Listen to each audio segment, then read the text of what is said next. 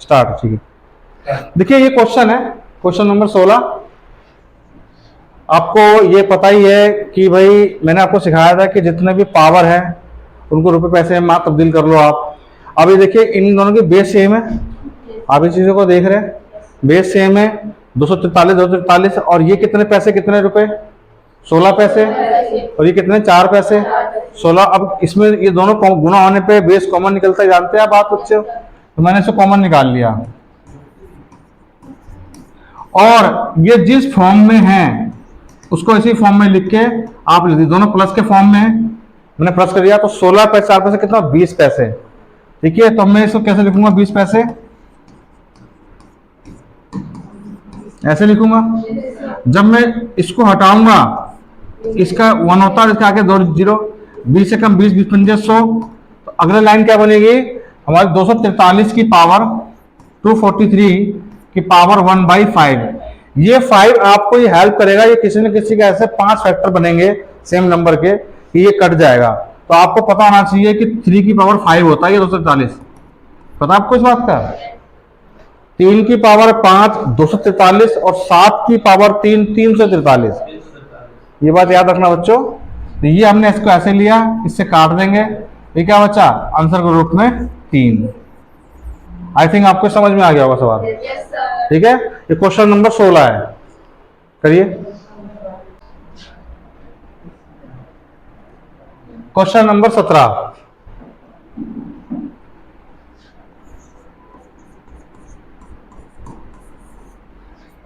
Question number 17 दिया हुआ है √2 की पावर n इक्वल टू 64। बताइए n की वैल्यू क्या आएगी, ये है क्वेश्चन। देखिए इसको कैसे करते हैं आपको बताता हूं। आपको ये चीज पता होनी चाहिए कि जब भी इस तरह का कभी भी सवाल दे रखा हो equal to this and that या मल्टीपल में या प्लस में, जो सबसे मिनिमम आपका यूनिट दे रखा है जो बेस वो 2 है, तो आपको ये 2 बनाने की पहले कोशिश करनी पड़ेगी आपको। उससे पहले तो ये काम कीजिए आप इसको, तो ये 2 की पावर n इक्वल टू 2 की पावर कितनी होती है 6 होती है बच्चों, ये बात क्लियर हो गई। ठीक है, उसके बाद आप क्या करेंगे, इसको मैं इसको आपको 2 तरीके से सिखाऊंगा अभी।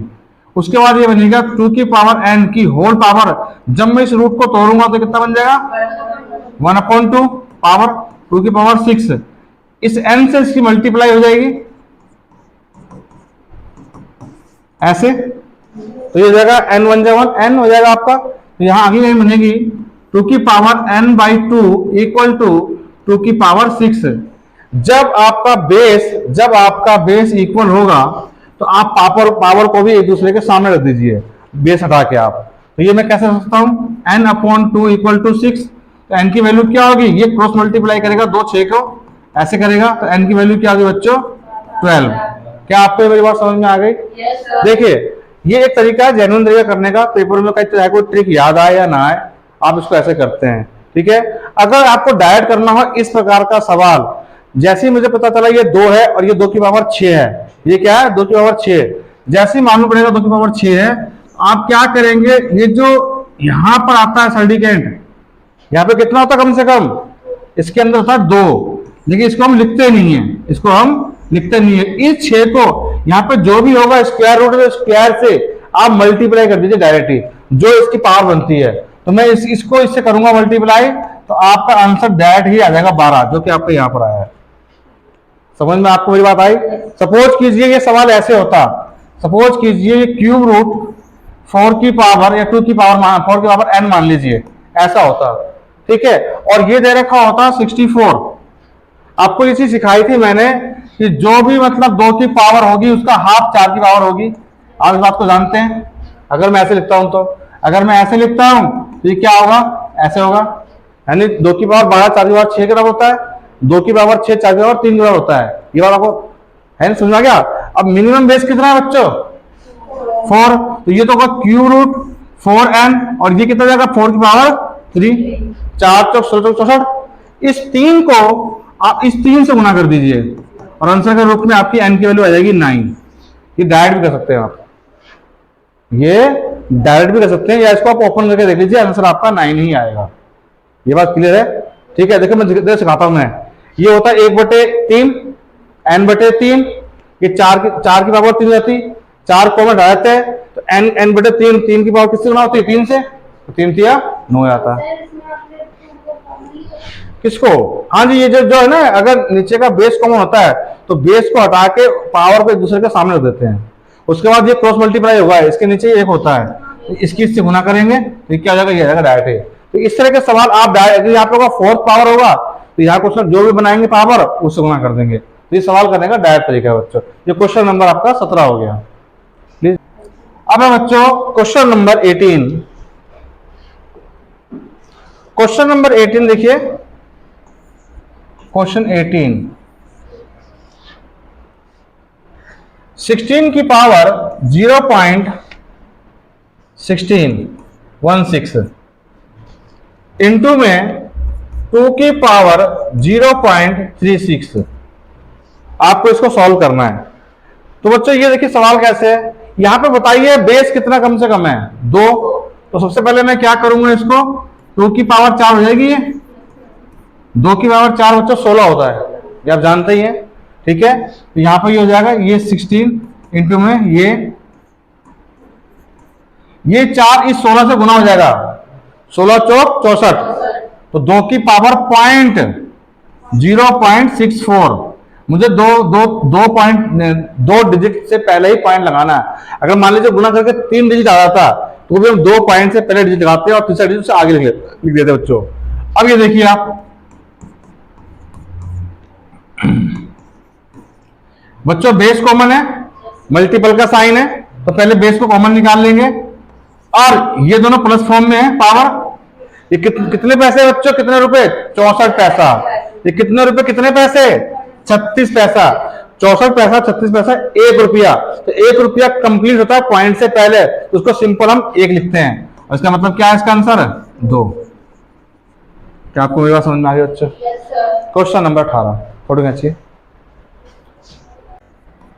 क्वेश्चन नंबर 19 गिवन है, स्क्वायर रूट 4 की पावर n इक्वल टू 1024। तो बच्चों n की वैल्यू क्या होगी?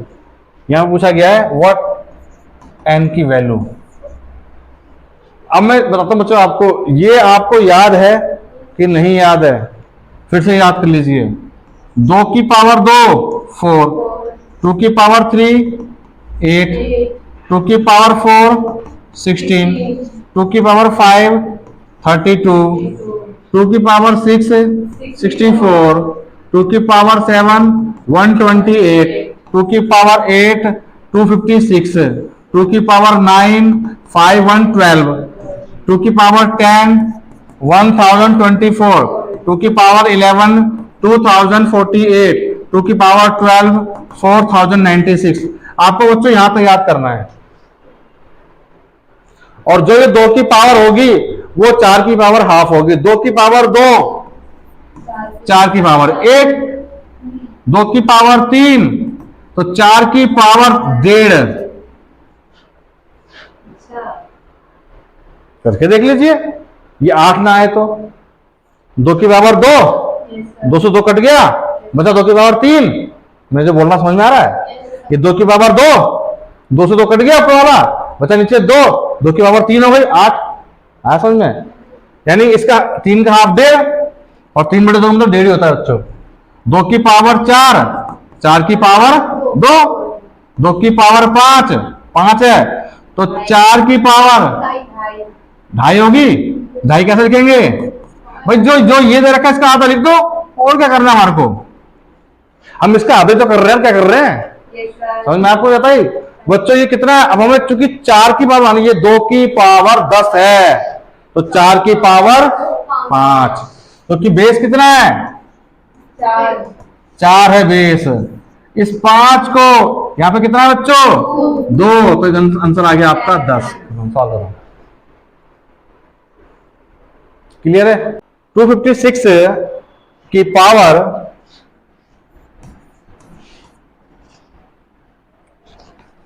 0.16 मतलब 16 पैसा, इंटू में 16 की पावर 16 है, हाँ जी 16 की पावर 0.18। ये कितने रुपए कितने पैसे? 16 पैसे, बस 16 ही पैसे, अब रुपए तो है ही नहीं इसके अंदर। सबसे पहले हम ये करेंगे कि 16 की पावर 2 होगी और उसकी पावर क्या है? 0.16, इसको 16 नहीं बोलते डेसिमल के बाद, 16 बोलेंगे। और ये बच्चों 16 की पावर 0.18, 16 दूनी 32, तो 0.32, और ये बच्चों हो गया 0.18, ये 32 18 50, यानी 32 पैसा 18 पैसा 50 पैसा, जिसका मतलब होता है 1/2, 50/100 हो जाएगा नीचे। समझ में आपको मेरी बात आई? 16 इसमें से कॉमन निकलेगा, ये बनेगा 50 पैसा, हटा देंगे, ये हो जाएगा 100, 50 से कम 50, 50 दूनी 2, 100। 1/2 का मतलब क्या होता है कि ये 16 को स्क्वायर रूट में कवर कर लेगा, और 16 किसका होता है? तो ये बच्चों फाइनली इसका आंसर हो जाएगा।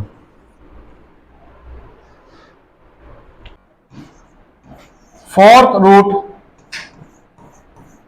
10,000 1 लाख है, ये 10,000 इक्वल टू 100 की पावर x, और आपको इसमें x की वैल्यू बतानी है। अगर ये 4 दे रखा है तो ये 4 जीरो है, इस तरह कभी आपको जीरो मिले, और बच्चों यहाँ पर दे रखा फोर्थ, तो आपको कुछ नहीं, ये 1 तो 1 ही ले लीजिए और एक 10 खा लीजिए आप, एक और अपने मन से 4 लगा दीजिए, तो क्योंकि 10 गुना 10 गुना 10 गुना 10 वही हो जाएगा, 10,000 हो जाएगा बच्चों। इसको हम बच्चों ऐसे भी लिख सकते हैं। अब आपको मैं एक चीज बताता हूं बच्चों,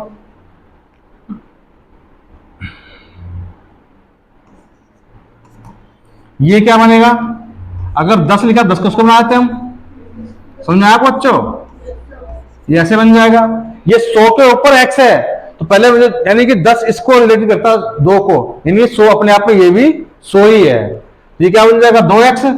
आपको मैं एक चीज सिखा रहा हूं, अभी पहले तो वैसे आराम से सिखा रहा हूं कि कैसे करते हैं इसको। ये कितना बन जाएगा बच्चों? 2x।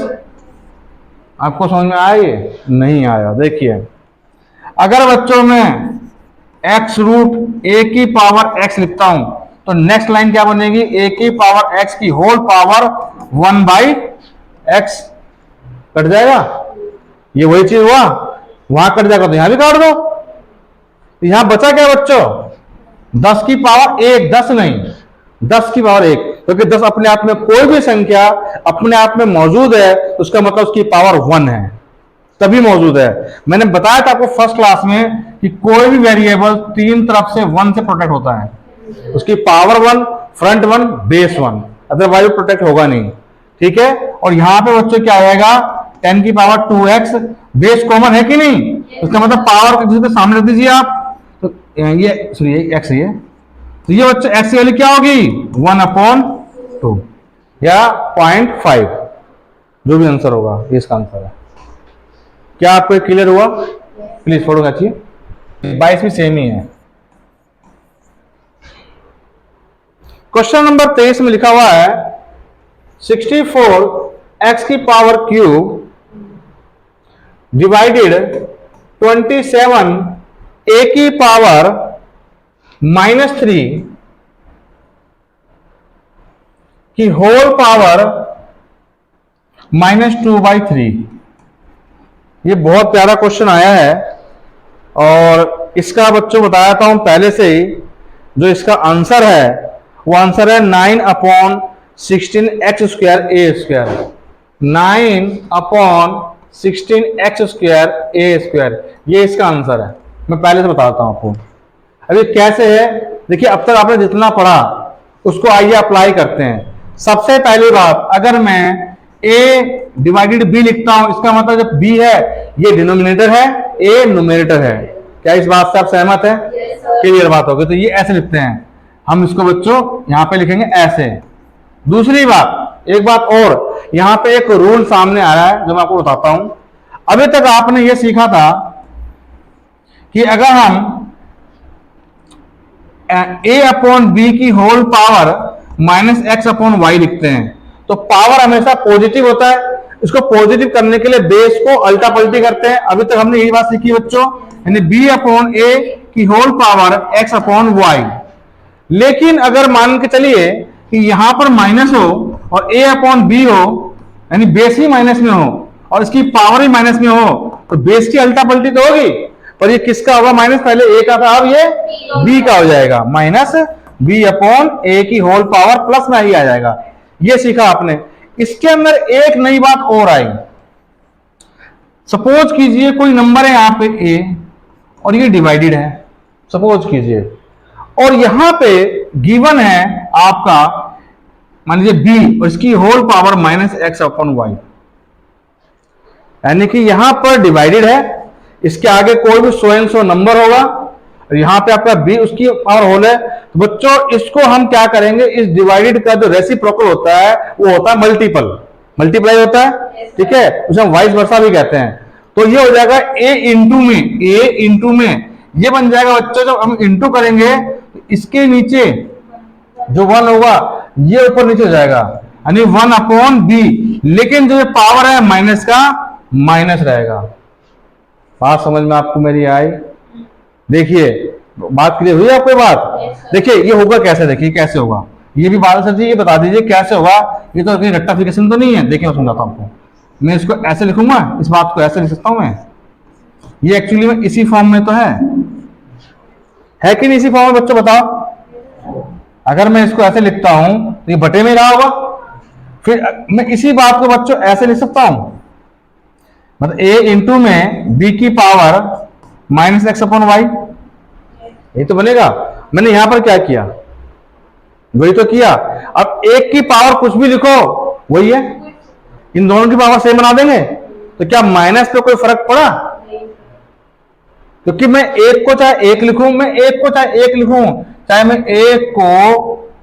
एक को बच्चों यहां पर माइनस एक्स बटे वाई लिखूं तब भी एक ही आएगा, कुछ भी कर लो एक ही आएगा। यानी कि एक की पावर जीरो हो गई तब भी एक ही आएगा, समझाया? तो मैं इसको नीचे लिखूं या मैं देखिए मैं इसको चाहे ऐसे लिखूं बच्चों, मैं एक बटे बी की पावर माइनस एक्स बटे वाई लिखूं, या इस पूरे को एक बटे बी की होल पावर माइनस एक्स बटे वाई लिखूं, एक ही बात है। समझ में आपको आया? पहले आप इसकी फोटो खींचिए, इसको ऐसे रहने दीजिए, मैं इस सवाल को यहां करता हूं आप, यानी ये सारी पिक्चर आपको क्लियर हो गई, सारी पिक्चर क्लियर हो गई। अब देखिए यहां पर देखते कैसे लिखेंगे।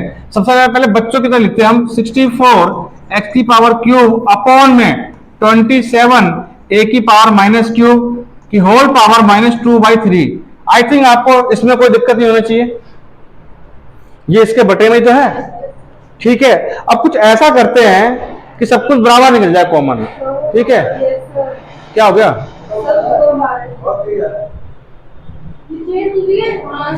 अरे यार क्यों इतना पैनिक हो रहे हो यार, भूकंप आ रहा है ना, एक भी दिन मरना भी हमारे को। तो लाइट काट दीजिए, इसको काट दीजिए, इसको तब तक के लिए कर दीजिए, इसको स्टे कर देना, काटना मत,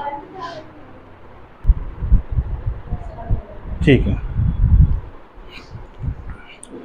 देखिए इसी सवाल को करते हैं। देखिए ऐसा होता है कि जब भी कोई ब्रेसिस के अंदर ब्रैकेट के अंदर सारी चीज इक्वल हो जाती है तो कॉमन बन जाती है। मुझे ये दिख रहा है यहाँ पे, ये 4 की पावर 3 और ये 3 की पावर 3 दिख रहा है आपको ये चीज? 64 क्या है, और ये तो पहले से ऐसे है, समझ में आया बच्चों आपको? और ये क्या है?